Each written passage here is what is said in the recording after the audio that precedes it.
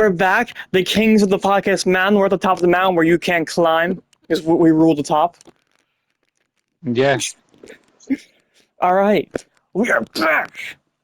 I'm a little hyper. I had some chocolate cake with like a soda downstairs before I came on, so I'm a little hyper right now. Yeah, I can tell. But I'm still good to record and do this thing. So we're back for Raw. It was another afternoon show. They were in London. It was like 2 in the afternoon. And we recorded earlier, but my brother wanted to watch something with me. So, yeah. I mean, I blame you. it's still earlier than when we usually do, though.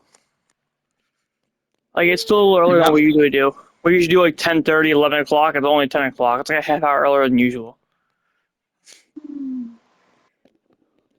So. Okay. Oh, also, I do have some news after the show. It's about Soruka. It's actually kind of messed up. It's not nothing to do with her. It's just fans being rude, like usual. Yeah. So someone said something online, and like it was like all over the news, and I feel really bad for her because she's like a nice person, and she don't deserve any hate.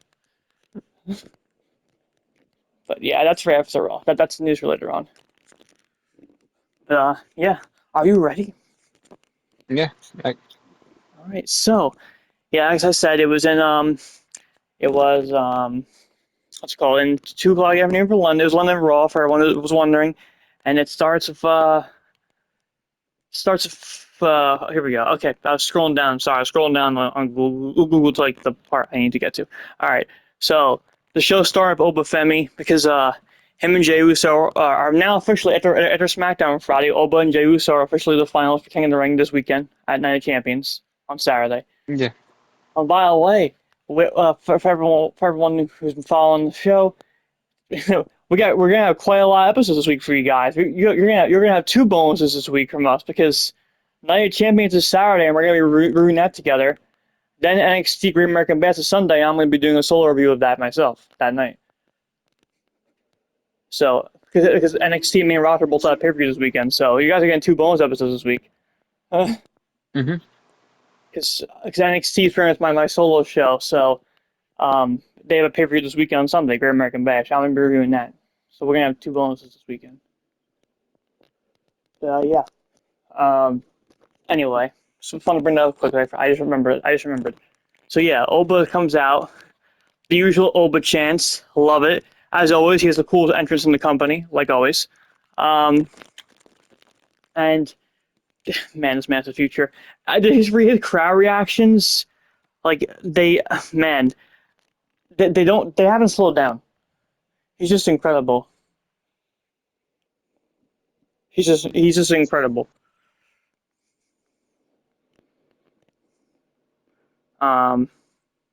Sorry, someone's texting me on Instagram.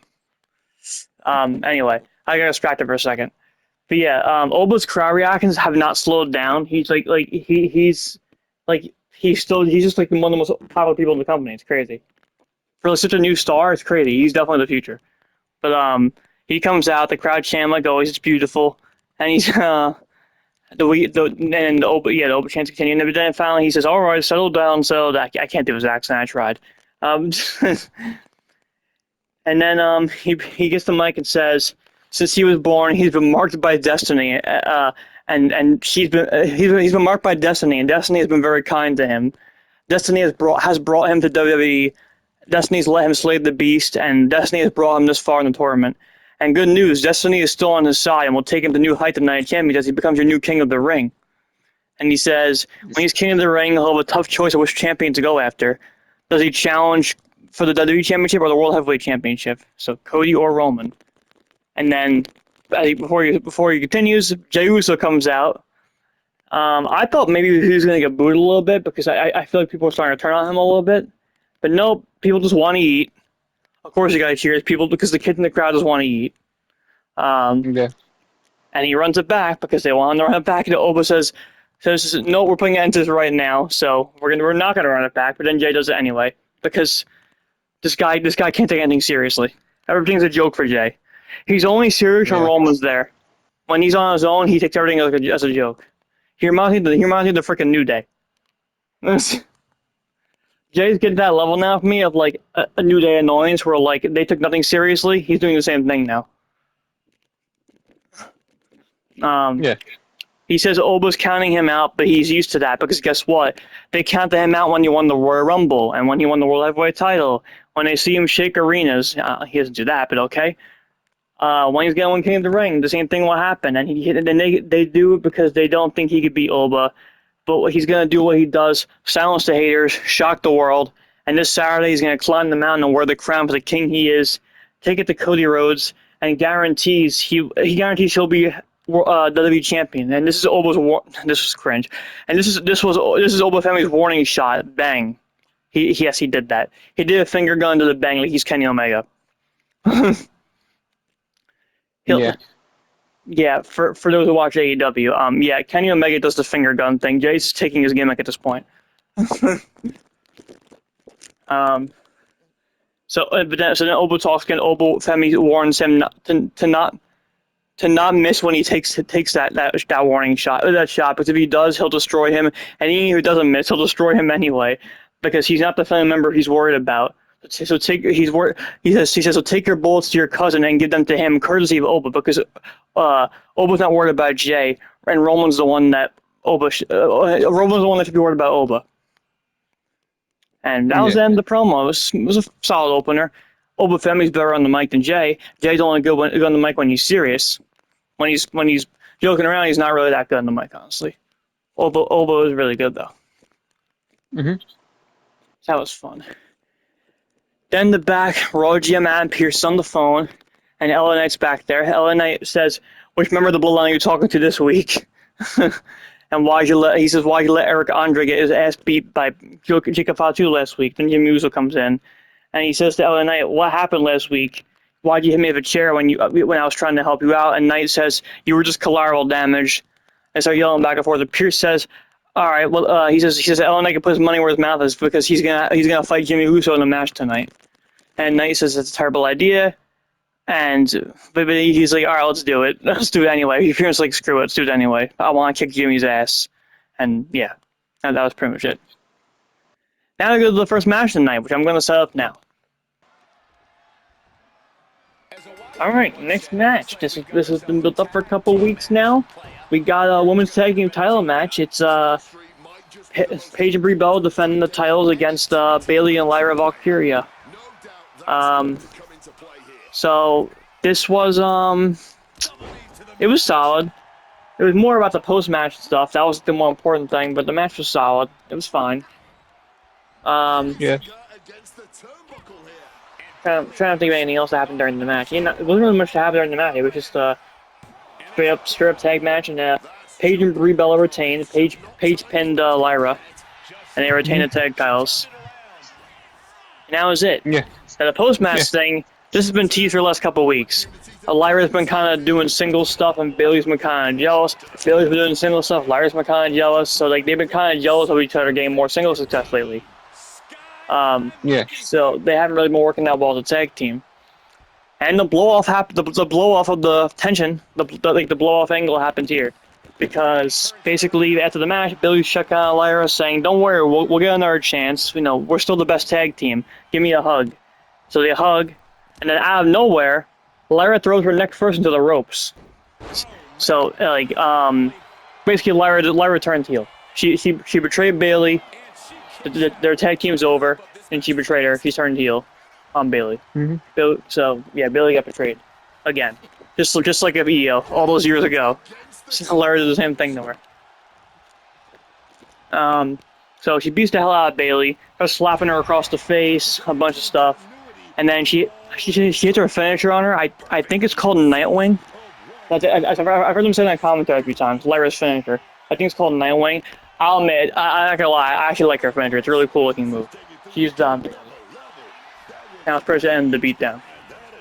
I'm personally kind of excited for this because I've seen Lyra's whole career here so far. I watched her debut in NXT. Since she's gotten here, she's never been a heel once. So I'm very serious to see a new side of her. She's never been a heel before. Ever. This could be interesting. Anything you want to say about it? No, not really. Alright, I know you were saying earlier that, like, if she gets rid of the bird stuff, you're interested. So I didn't know if you wanted to mention Yeah. that. Yeah, if she gets rid of the birth thing, maybe I'll be interested. Maybe. She might, because, I mean, like, the fans like doing the woo, woo before she comes out, so if she's gonna be a heel, then, like, I don't know why she would keep that. Because the fans are gonna keep doing that if she keeps it. You know what I mean? Yeah. So most likely she will get rid of it, because she knows the fans like doing it, and if she's gonna be a heel, you gotta take away what they like. So they might ditch it. She might have a whole new gimmick. Like I said, she's had this gimmick since she's gotten here. She's been a babyface since she's gotten here, and she's always had the wings. Like I said, I watched her debut in NXT. I watched her debut here. She's always had like the bird gimmick, and as a babyface, again, she's never been a heel. She's had this gimmick since she started here, so that's why I'm excited. That's why I'm kind of glad she turned instead of Bayley, because, like I said, number one, new side of Lyra we haven't seen. Number two, we've seen the heel Bayley so many times. Like, it would have been predictable at this point. Yeah. It would have been predictable. We've seen her as a bad guy multiple times already. And Lyra we never have. So it's more interesting to see the one that... It's more interesting seeing the one turn that never has yet. Like, someone doing their first turn. It's more interesting seeing that than someone who's turned, like, multiple times throughout her career. We've seen and done that already. But yeah, that was a fun segment. Again, that was more about that than, like, the tag time match. There's more just, like, Lyra snapping because, like, she's had enough of them losing the tag. Yeah. And, yeah. That was it. Then, after the commercial break, Lyra's in the back, actually. She's walking in the back. An interviewer tries to interview her, and she just snaps at the girl, and she's like, "Get away from me," and she just, walks off angry. Now, the next thing, this was fun. The Shag Gable stuff. Let me set it up quick. Okay, next. So, this was probably my favorite thing on the show. This was fun. Like, they really done a good job at Shag Gable, like, turning babyface since unmasking as the Americano. Since unmasking himself, he's been a babyface again, and they've done a really good job of making people feel bad for him. Apologizing to everyone. They've done a good job of him. Because he was very good being a heel before, but like they've made him very likable as a babyface now. Like, they make you feel bad. And Maxine Dupree had a promo of her career, which again, like, she doesn't have much promos because they haven't really done much of Maxine on the main roster or NXT. Just nothing in general. So she hasn't really had much promos. So this is kind of a low bar, and she's not that good on the mic. So this is by far her best promo of her career because she hasn't had many. So by default, this is probably her best one because she hasn't had that much. But before we get to that, Shag Gable first comes out. Before she comes out, but Shag Gable comes out, and there's Gable chants. So, like, I mean, like, he's literally more popular than ever before. This is probably the most popularity he's had his entire career. It's time to strike at this man and give him a push. There's Gable chants. He says he loves it and he wants to keep it up all night, but he's here for something very serious and close to his heart. Chad says he's had one hell of a month, and it all started when he lost his mask down in Mexico to El Grande Americano. After that match, he realized the mask isn't the only thing he'd lost these last few years. He also lost his self-respect, his reputation, his dignity, and most of all, he's lost some of his friends. Rey Mysterio made him realize it's never too late to right some wrong, so he's going to invite some people to come out here just to do that. So he says, Alpha Academy, all three of you guys come to the ring. So all three of them come out. Otis, Akira Tozawa, Maxine Dupree, all three of them, they come out. And Chad admits that they need to give him the time of day, and they don't need to come out here and listen to him, but he thanks them for coming down here anyway. He tells Maxine she came in day one trying to be the best her she could, and she did it. She did something he hasn't been able to do yet, which is win a singles title when she beat Becky Lynch for the IC title. The way he treated her was pathetic and embarrassing, and that's on him. It's his fault. And then he says Tozawa his heart's the size of a lion and fighting spirit, and Chad admits he tried to hold him down, and now it's pathetic, and that's on him. And then he says, now more importantly, Otis. Chad says, Otis is by far, without a doubt, the most loyal friend any human can have, and they've been best friends since they've been best friends for the last 20 years. and they're neighbors, which is actually true. I've seen that that fact online before. They actually are legit real life neighbors. That's why they've been friends for like 20 years. They live next to each other. It's crazy. He says Otis would have taken a bullet for him, jumped in front of a moving car for him, and he means it when every fiber of his being. He misses Otis. He talks about them Olympic training together when they were Raw tag champions together years ago. Otis held his baby girls right after they were born, and he threw that away because he wanted a singles title more than he wanted Otis's friendship meant on him. And he says all three of them don't owe him a thing, but he's looking the three of them in the eye right now to tell them he's sorry. And then Chad puts his hand out. Otis is about to shake his hand, and then Maxine gets in the way. Otis is about to accept Chad Gable's apology, but then Maxine gets in the way. Here's her promo. Again, best one of her career. She says, there was a time she believed everything that came out of Chad's mouth, but now she sees clearly that everything about him is a lie. She knows they all want to forgive Chad, but and then want to give him a second chance, but she doesn't. She asks if Chad remembers anything. Does he remember when he made her go on her knees and beg him to stop hurting Tozawa, when she begged him to stop whipping Otis with his belt, and then he left them high and dry to go follow his dreams as the Americano. This apology is all for Chad Gable and not for anyone else. But and the crazy part is this is what she's saying. All this. She says the crazy part is when she achieved his dream of winning a singles title, which she hasn't done. She realized they didn't need him then, and they don't need him now. So they're going to leave him the same way she left them alone. And then basically, Tozawa and Maxine walk away. Otis kind of hangs back, almost like you could tell he wants to accept Chad's apology, but then he eventually leaves too. So they end up all being gone. So, yeah. Yeah. Sorry, Dominic was texting me. He's going out. Yes, I set the alarm. Okay. So, yeah, then basically, Otis was like the last one left in the ring that wanted to accept, but he didn't because that's how close they are. And Chad looks really sad, and the crowd chants for him. They did a great job giving like him sympathy. Like you feel really bad for the guy. That was fun. That was the end of that segment, though. My favorite thing on the show. That was fun.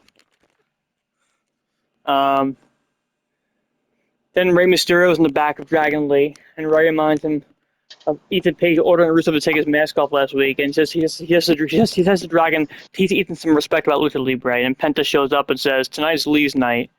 And, he hypes him up.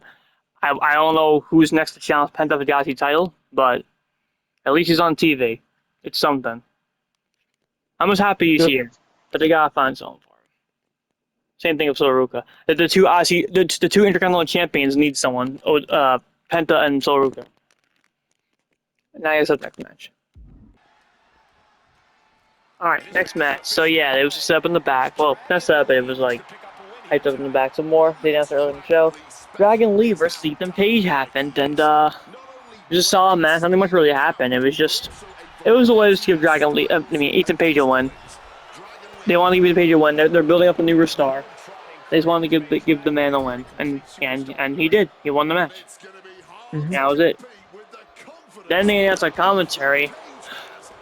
Next month, July 15th, Season 3 of WWE Unreal, a.k.a. Season 3 of the Triple H Blaze Fest.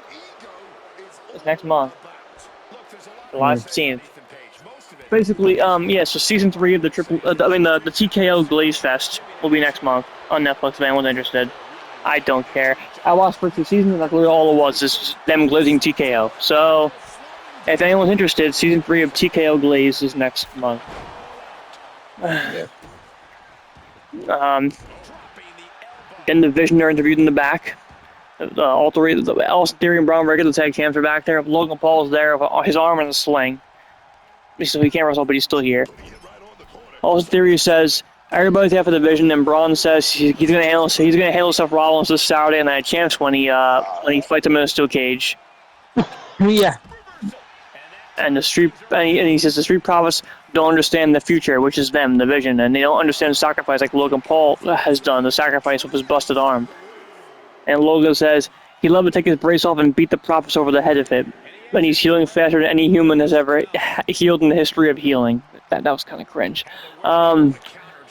He's putting his money on the Vision tonight, and then Bron says he's going to retain the tag title tonight and then tear Seth Rollins' head off on Saturday, and they're back to business as usual. That was it. Yeah. And then there's like a little video, pre-tape video of Sol Ruka. Wasn't really much. It was just like they wanted to feature her on the show because she wasn't on the Raw. She wasn't even on Raw last week. And they I guess they remembered this week. Oh yeah, we have a women's Intercontinental champion. Let's show her off a little bit, even though she's not here. So there was a video of Sol Ruka just talking about her life and stuff, and how she got here, and how she's a champ. That's really it. It was good. It's just sad that she wasn't here. And that was that. All right, here we go. The next thing. Io Sky's coming out for an in-ring interview. She will be fighting Liv Morgan on Night of Champions Saturday in the Queen of the Ring finals.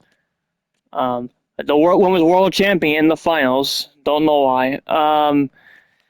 So Io comes out for an interview. Io Sky. Io says she's extremely grateful to be here and she can't wait to face Liv at the crown. Last week she beat Raquel in the semifinals, and this Saturday she'll be Liv in the finals and become Queen of the Ring. Then Liv Morgan comes out. She says Io must have forgotten who she's dealing with because she's Liv Morgan, the greatest women's champ of all time. I'm so sick of hearing that. It's only that's the one thing. I'm a fan of her, but that's annoying. I'm so sick of the all time. It's annoying. I hate when she does that. And she says everyone knows she's more talented than Io. She's the face of the division, and all she's missing is her crown. Isn't the World Championship enough? She says she's gonna win Queen of the Ring. And then she's going to embarrass Io Sky's best friend, Rhea, by taking her title from her again. And Io says, are you sure that crown will fit on that big head of yours? And then Liv says, shut up. Io yells at her in Japanese. Liv shoves her down. Then they kind of get into a little brawl. Then Io just drop kicks her out of the ring and stands tall. That was the end of it. Yeah. It was just final build for the match. That's all it really was. It was all right. Io stood tall, which I'm a little worried about because usually when it comes to pay-per-views, usually not always, but usually the person who stands tall on the show before ends up losing at the pay-per-view. So I'm kind of worried. Io needs to win this. Liv Morgan cannot win this. That would be stupid. Why do we need to see Liv versus Rhea again? That's stupid. Io and Rhea makes more sense. They have a history as a tag team, and they have a built-in story there of Rhea's never beaten Io one-on-one ever. So Rhea's title would actually be in danger. It would actually be an unpredictable match. That's a way more fun story. I'd much rather Io versus Rhea at SummerSlam than Liv versus Rhea. No, thank you. Then the back. Jey Uso's in the back of Jimmy. Uso's together. Jey says asks if he needs help tonight, and Jimmy says no. Just focus on winning King of the Ring. Uso, I got this. Then Jacob Fatu comes in and Jey says, where have you been? Jacob says he takes orders from Roman, not them. Same thing he's been saying every week. Yeah, it is true. He only takes orders from Usos. It is true. It's annoying though. They make him say the same thing every week. It's just annoying. But yeah, it's true. The Usos say, what's the deal of Solo Sikoa? And Jacob says, he told him and now we wait and see what happens. The Usos don't like that plan. Jacob says they're going to wait for Solo to cross the line because he's not going to like what he finds. That's it. And in the back, Don Castillo and JD McDonough show up in Denhausen's little lab. They want their money back, and he says he's confused. And he took their money, and he's confused. And Denhausen says he didn't run. He took their money and spent it on his experiments. And JD demands that $100,000 back, or they'll take the experiment. Denhausen says, no, those are my human monies, and I'm going to curse you now. And he curses them. The you are cursed thing happens. And then Dominic tries to shrug it off by saying JD's uncursable, but then JD grabs the experiment and gets shocked. So now I guess he's missing Kit Wilson. He's also like a zombie. Or I guess he will turn to one eventually. And Denhausen disappears. I don't know why. Yeah. I always find it funny when they turn around and he's gone. It's just really funny to me. I don't know why. Okay, next match. So this was set up earlier. It's LA Knight versus Jimmy Uso. again, Jay's not ringside, so as we just talked about, Jimmy said, spoke someone came to ring against Oba Us, I don't need you out there. So it's just Jimmy, LA Knight, the two of them alone. Pretty good match, and pretty much toward the end, Solo Sikoa comes out in the crowd. He's here. Just SmackDown. The brand foot doesn't matter. Solo Sikoa comes out, and originally it seemed like he was distracting LA Knight to help Jimmy win, but then when the ref's not looking, Solo Sikoa hits a Samoan spike on Jimmy. He actually attacks him, and then LA Knight wins the match. At least, number one, it's awesome to give LA Knight a win. Number two, I'm confused a little bit because, like, not really. I guess it makes sense because Solo Sikoa's like doesn't want to join them, so he wants to attack them to convince Roman, hey, stop bothering me. I'm beating up your family, leave me alone. Yeah. That was that. That was fun. We'll see where the next phase of that story goes. I guess we'll find out on Friday because Solo Sikoa's on SmackDown. And we go in the back to the Street Profits. Angelo Dawkins says he's officially healed up, healthy, ready to go. He got cleared, and they're gonna get these tag titles tonight. And Montez Ford says they're gonna show the world the vision is impaired, and London Bridge is going down because the Street Profits are up and they want the smoke. Then in the back, Bayley's interviewed. She says she can't talk about it right now. She has nothing to say. She's just too upset about it, and walks off. And that was that. Yeah. Then we go in the back to the Judgment Day locker room. Roxanne, Perez, and Raquel Rodriguez are in the back. Raquel's frustrated about opportunities slipping through their fingers, and Roxanne says it should have been Raquel and Liv in the finals. Dominic and JD come in. JD introduces himself like it's his first day in the Judgment Day. I guess it didn't have some experiments already affecting his brain. And Liv Morgan comes in angry, yelling about how you see what Io did earlier, and Raquel says, "Calm down, read the room. We're all upset. She and Roxanne are mad about losing out in King of the Ring. Dominic has lost a bunch of money, and JD got electrocuted. And Liv comes down and says they're gonna get Dom's money back. Raquel's gonna go after Sol Ruka's title, and they're gonna get JD's medical attention. Hey, at least Sol Ruka's gonna have a challenger now. She got Raquel out. That should be fun." And then Roxanne was like, "All right, you got a plan for everyone else. What about me?" And Liv says, "Go get JD some help." And so basically, more Liv and Roxanne tension. Pretty much, Liv just forgot Roxanne was there and didn't give her anything to do. More tension there. Yeah. She's looking past Roxanne, ignoring her. Pretty messed up. Can't wait till Roxanne wins Money in the Bank and cashes in on Liv. My early prediction. Then we get it's like a pre-taped sit-down interview with Seth Rollins with Corey Graves. And he's talking about Angelo Dawkins giving him grace when no one else would. And sometimes when you have a problem, you have to go around it. Sometimes you gotta put all your chips on the table and find out who you are. Last time he won the World Heavyweight title, he went around a problem at Night of Champions. He's going to put all the chips in and show the world who Seth Rollins really is. And if he could beat Bron Breakker, he could put the vision behind him, move on to getting the title. But the World Heavyweight title he never lost back, that he had to vacate. That was that. There's a lot of backstage stuff here. Also backstage now, Adam Pearce is chatting with Chad Gable, and he says he's been talking to Penta. And then Judgment Day come in. Dominic Mysterio complains to Chad Gable, saying, "You don't deserve a match against Penta when you can't apologize to your own friends. You can't get an apology from your friends." Chad tells him to go give JD some help, but Dom says nah. He demands an apology from Chad, since he's the king of luchadors after all, and Pearce should apologize for not doing anything about his money. And Adam Pearce says, "The money is your own fault. You lost it, not me," which is true. And Chad refuses to apologize to Dom. It says Dom can try to beat that next week if he likes. And Dom says Chad Gable hasn't earned it, but he can wrestle JD next week. And Chad asks JD if he's okay. he's like, "Are you?" He's like, it's a good sign. He's like a worried, like, "Are you good?" Because he's all like messed up in Denhausen. So we're getting Chad Gable versus JD McDonough next week. That could be fun. Another W for Chad. Should be fun. And then they go over like the Night of Champions card. We actually got 6 matches on the card. Which is it's unusual. They usually get 4 or 5. We got 6 this time, so that's fun. I like that. We got here we go. It actually goes the card thing. We got the Cody Rhodes, Gunther, Sami Zayn triple threat for Cody's title, the WWE title. We got Trick Williams, Ricky Saints, United States Championship match. We got Tiffany Stratton, Jade Cargill, Women's US Championship match. Seth Rollins, Braun Breakers, match number 3 is the steel cage. And then we got the King of the Ring finals with Jey Uso, Oba Femi, and then Queen of the Ring finals with Io and Liv Morgan. So 6 matches. Pretty stacked card, actually. It's actually a pretty stacked card. There's some big matches on it. And now I gotta set up the main event. Mm-hmm.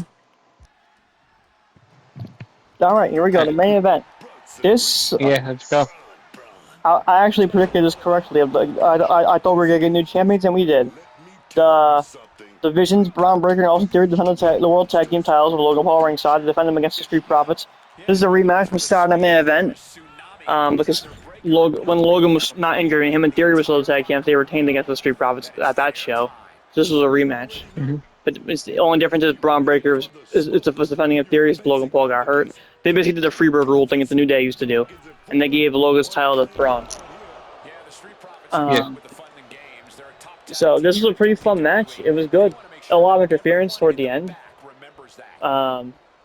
Basically toward the end, Logan Paul gets breast knuckles. First he's banned from ringside, but then he comes back later on breast knuckles. And then Joe Henry's music hits because last time we saw him, Austin Theory was on a hunt to hunt down everyone who helped injure Logan Paul. One of those people was Joe Henry, and he beat up Joe Henry with a steel chair and wrote him off TV. So after a few weeks of being off selling the storyline injury, Joe's back for revenge, and he chases Logan Paul into the crowd.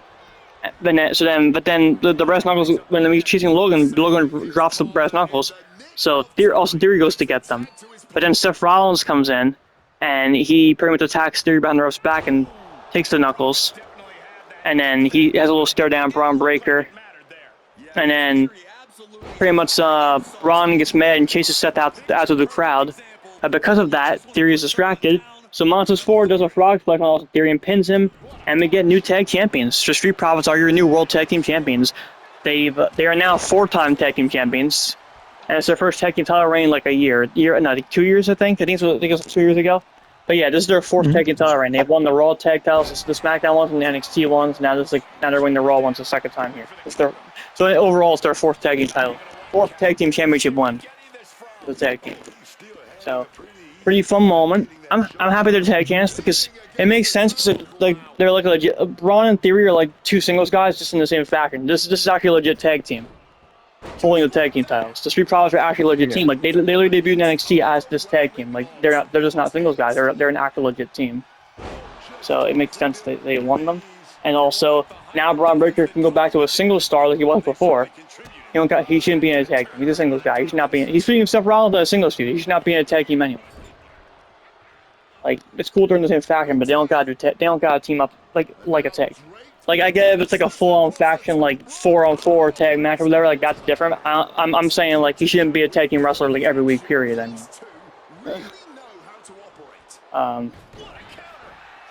But yeah, that was a fun match. Made sense. Now Bron, like I said, Bron come back to being a singles guy now. He's not a tag team champion now. And the Street Profits celebrating while Braun stares down Seth. So that's the show. But like I said, I got one story.